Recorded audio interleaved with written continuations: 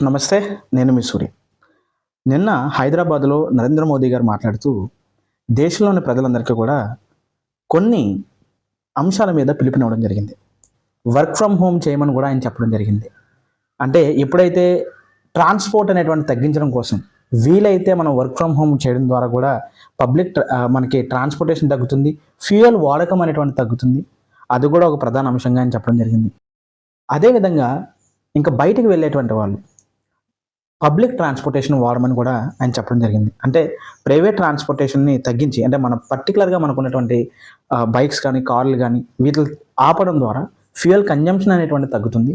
Public transportation పెంచడం వల్ల fuel consumption తగ్గుతుంది. అదేవిధంగా మనీ అనేటువంటిది కూడా జనరేట్ అవుతుంది. ప్రభుత్వానికి ఆదాయం కూడా వస్తుంది.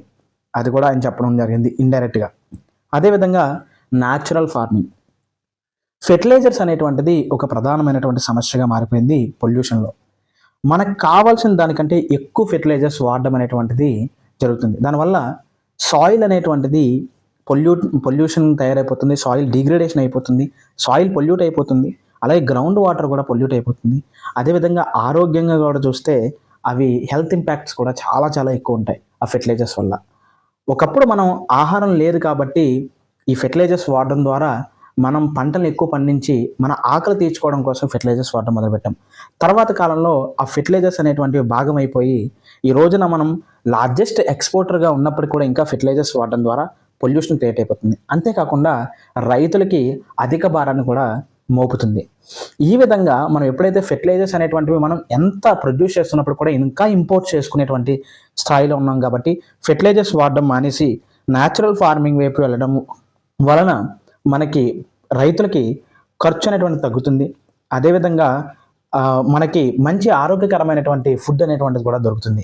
ఈ న్యాచురల్ ఫార్మింగ్ అనేటువంటిది చాలా ఇంపార్టెంట్ రోల్ ప్లే చేస్తుంది ఆరోగ్యపరంగా, ఎకనామికల్గా పరంగా కూడా. ఇది ఆయన చెప్పడం జరిగింది. తర్వాత స్వదేశీ అనేటువంటిది, స్వదేశీ ఉద్యమం అనేటువంటిది ఎప్పటి నుంచో ఉన్నటువంటి మాట.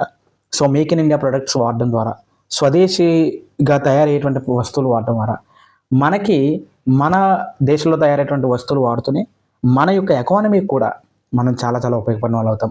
మన వస్తువులు మనం కొందాం, భారతదేశానికి అండగా నిలుద్దాం అనేటువంటి మాటను కూడా ఆయన ఇండైరెక్ట్గా చెప్పడం జరిగింది. అదేవిధంగా కుకింగ్ ఆయిల్ అనేటువంటిది కూడా తగ్గించమని చెప్పడం జరిగింది. ఇంకా చివరిగా చూస్తే ఫారెన్ ట్రావెలింగ్ అనేటువంటిది తగ్గించమని కూడా చెప్పడం జరిగింది. ఇది ప్రధానమంత్రి గారి appeal to the entire people of India. Thank you.